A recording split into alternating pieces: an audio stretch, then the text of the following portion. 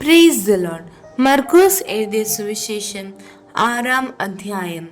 അവൻ അവിടെ നിന്ന് പുറപ്പെട്ട് തൻ്റെ പിതൃനഗരത്തിൽ ചെന്നു. അവൻ്റെ ശിഷ്യന്മാരും അനുഗമിച്ചു. ശബ്ബത്ത് ആയപ്പോൾ അവൻ പള്ളിയിൽ ഉപദേശിച്ചു തുടങ്ങി. പലരും കേട്ടും വിസ്മയിച്ചു. ഇവ എവിടെ നിന്ന്? ഇവന് കിട്ടിയ ഈ ജ്ഞാനവും ഇവന്റെ കയ്യാൽ നടക്കുന്ന വീര്യപ്രവൃത്തികളും എന്ത്? ഇവൻ മറിയയുടെ മകനും യാക്കോബ്, യോസെ, യൂദ, ശീമോൻ എന്നിവരുടെ സഹോദരനുമായ തച്ചനല്ലയോ? ഇവന്റെ സഹോദരികളും ഇവിടെ നമ്മോട് കൂടെ ഇല്ലയോ എന്ന് പറഞ്ഞ് അവങ്കിൽ ഇടറിപ്പോയി. യേശു അവരോട്, ഒരു പ്രവാചകൻ തൻ്റെ പിതൃനഗരത്തിലും ചാർച്ചക്കാരുടെ ഇടയിലും സ്വന്തം ഭവനത്തിലുമല്ലാതെ ബഹുമാനമില്ലാത്തവനല്ല എന്ന് പറഞ്ഞു.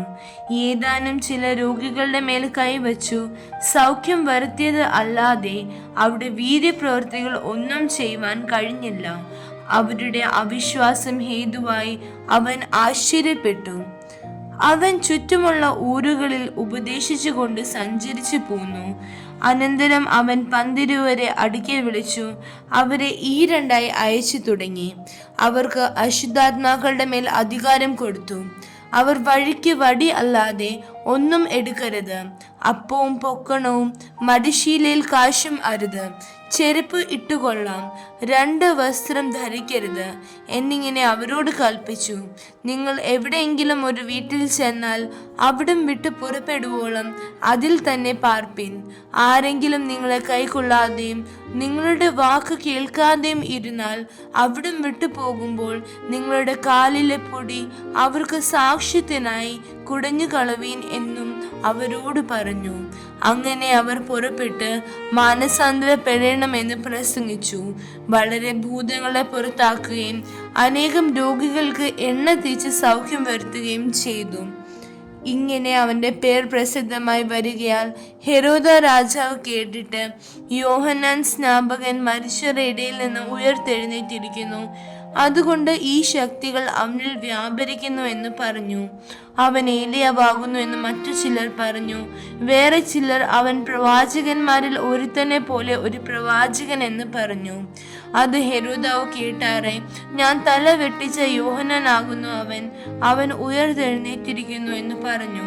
ഹെരോദ തൻ്റെ സഹോദരനായ ഫിലിപ്പോസിന്റെ ഭാര്യ ഹെരോദിയെ പരിഗ്രഹിച്ചതുകൊണ്ട് അവൾ നിമിത്തം ആളയച്ച് യോഹന്നാനെ പിടിച്ച് തടവിൽ ആക്കിയിരുന്നു.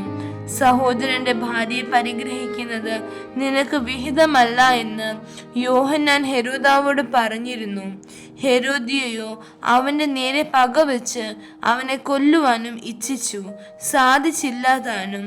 യോഹന്നാൻ നീതിയും വിശുദ്ധിയുമുള്ള പുരുഷനെന്ന് ഹെരോദാവ് അറിഞ്ഞ് അവനെ ഭയപ്പെടുകയും അവനെ കാത്തുകൊള്ളുകയും ചെയ്തു. അവന്റെ വചനം കേട്ടിട്ട് വളരെ കലങ്ങിയെങ്കിലും സന്തോഷത്തോടെ കേട്ടുപോന്നു.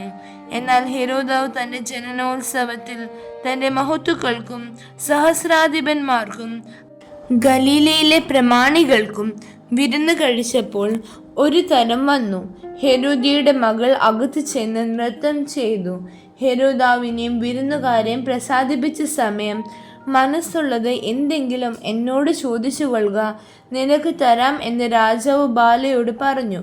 എന്തു ചോദിച്ചാലും രാജ്യത്തിൻ പകുതിയോളം ആയാലും നിനക്ക് തരാമെന്ന് സത്യം ചെയ്തു. അവൾ പുറത്തിറങ്ങി അമ്മയോട് ഞാൻ എന്ത് ചോദിക്കണമെന്ന് ചോദിച്ചതിന് യോഹന്നാൻ സ്നാപകന്റെ തല എന്ന് അവൾ പറഞ്ഞു. ഉടനെ അവൾ ബന്ധപ്പെട്ട് രാജാവിൻ്റെ അടുക്കൽ ചെന്ന്, ഇപ്പോൾ തന്നെ യോഹന്നാൻ സ്നാപകന്റെ തല ഒരു തളികയിൽ തരണം എന്ന് പറഞ്ഞു. രാജാവ് അതിദുഃഖിതനായി എങ്കിലും ആണയെയും വിരുന്നുകാരെയും വിചാരിച്ച് അവളോട് നിഷേധിപ്പാൻ മനസ്സില്ലാഞ്ഞു. ഉടനെ രാജാവ് ഒരു അകമ്പടിയെ അയച്ച് അവൻ്റെ തല കൊണ്ടുവരാൻ കൽപ്പിച്ചു. അവൻ പോയി തടവിൽ അവനെ ശിരച്ഛേദം ചെയ്തു.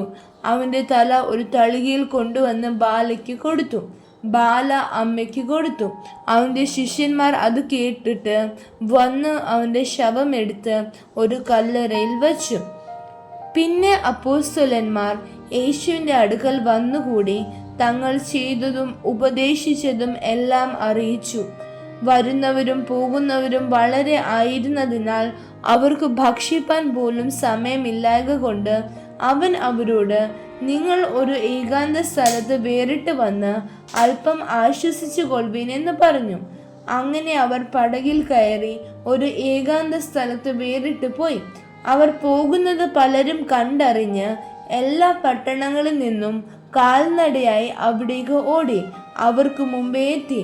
അവൻ പടകിൽ നിന്ന് ഇറങ്ങിയാറെ വലിയ പുരുഷാരത്തെ കണ്ടു. അവർ ഇടയനില്ലാത്ത ആടുകളെ പോലെ ആകൊണ്ട് അവരിൽ മനസ്സലിഞ്ഞു പലതും ഉപദേശിച്ചു തുടങ്ങി. പിന്നെ നേരം നന്നേ വൈകിട്ട് ശിഷ്യന്മാർ അവന്റെ അടുക്കൽ വന്നു. ഇത് നിർജ്ജന പ്രദേശമല്ലോ, നേരവും നന്നേ വൈകി, ഭക്ഷിപ്പാൻ ഇല്ലായകയാൽ അവർ ചുറ്റുമുള്ള കുടിലുകളിലും ഊരുകളിലും ചെന്ന് ഭക്ഷിപ്പാൻ വല്ലതും കൊള്ളേണ്ടതിന് അവരെ പറഞ്ഞയക്കണം എന്ന് പറഞ്ഞു. അവൻ അവരോട്, നിങ്ങൾ അവർക്ക് ഭക്ഷിപ്പാൻ കൊടുപ്പീൻ എന്ന് കൽപ്പിച്ചതിന് ഞങ്ങൾ പോയി 200 വെള്ളിക്കാശിന് അപ്പം കൊണ്ടിട്ട് അവർക്ക് തിന്മാൻ കൊടുക്കുകയോ എന്ന് അവനോട് പറഞ്ഞു. അവൻ അവരോട്, നിങ്ങൾക്ക് എത്ര അപ്പമുണ്ട്, ചെന്ന് നോക്കുവീൻ എന്ന് പറഞ്ഞു. അവർ നോക്കിയിട്ട് 5, 2 മീനുമുണ്ട് എന്ന് പറഞ്ഞു. പിന്നെ അവൻ അവരോട് എല്ലാവരെയും പച്ചപ്പുല്ലിൽ പന്തി പന്തിയായി ഇരുത്തുവാൻ കൽപ്പിച്ചു. അവർ 100ഉം 50ഉം വീതം നിരനിരയായി ഇരുന്നു. അവൻ ആ 5 അപ്പവും 2 മീനും എടുത്ത് സ്വർഗത്തേക്ക് നോക്കി വാഴ്ത്തി അപ്പം നുറുക്കി അവർക്ക് വിളമ്പുവാൻ തന്റെ ശിഷ്യന്മാർക്ക് കൊടുത്തു. ആ 2 മീനും എല്ലാവർക്കും വിഭാഗിച്ചു കൊടുത്തു. എല്ലാവരും തിന്ന് തൃപ്തരായി. കഷ്ണങ്ങളും മീൻ നുറുക്കും 12 കുട്ട നിറച്ചെടുത്തു. അപ്പം തിന്നവരോ 5000 പുരുഷന്മാർ ആയിരുന്നു. താൻ പുരുഷാരത്തെ പറഞ്ഞയക്കുന്നതിനിടയിൽ തൻ്റെ ശിഷ്യന്മാരെ ഉടനെ പടക് കയറി അക്കരെ ബേത്സയിദയ്ക്ക് നേരെ മുന്നോട്ടോടുവാൻ നിർബന്ധിച്ചു. അവരെ പറഞ്ഞയച്ച് വിട്ട ശേഷം താൻ പ്രാർത്ഥിപ്പാൻ മലയിൽ പോയി. വൈകുന്നേരമായപ്പോൾ പടക് കടലിന്റെ നടുവിലും താൻ ഏകനായി കരയിലും ആയിരുന്നു. കാറ്റ് പ്രതികൂലം ആകൊണ്ട് അവർ തണ്ടു വലിച്ച് വലയുന്നത് അവൻ കണ്ട് ഏകദേശം രാത്രി 4-ാം യാമത്തിൽ കടലിന്മേൽ നടന്ന് അവരുടെ അടുക്കൽ ചെന്ന് അവരെ കടന്നു പോകുവാൻ ഭാവിച്ചു. അവൻ കടലിന്മേൽ നടക്കുന്നത് കണ്ടിട്ട് ഭൂതമെന്ന് അവർ നിരൂപിച്ച് നിലവിളിച്ചു. എല്ലാവരും അവനെ കണ്ട് ഭ്രമിച്ചിരുന്നു. ഉടനെ അവൻ അവരോട് സംസാരിച്ചു. ധൈര്യപ്പെടുവീൻ, ഞാൻ തന്നെ ആകുന്നു, ഭയപ്പെടേണ്ട എന്ന് പറഞ്ഞു. പിന്നെ അവൻ അവരുടെ അടുക്കൽ ചെന്ന് പടകിൽ കയറി കാറ്റ് അമർന്നു. അവർ ഉള്ളിൽ അത്യന്തം ഭ്രമിച്ചാശ്ചര്യപ്പെട്ടു. അവരുടെ ഹൃദയം കടുത്തിരുന്നത് കൊണ്ട് അപ്പത്തിന്റെ സംഗതി അവർ ഗ്രഹിച്ചില്ല.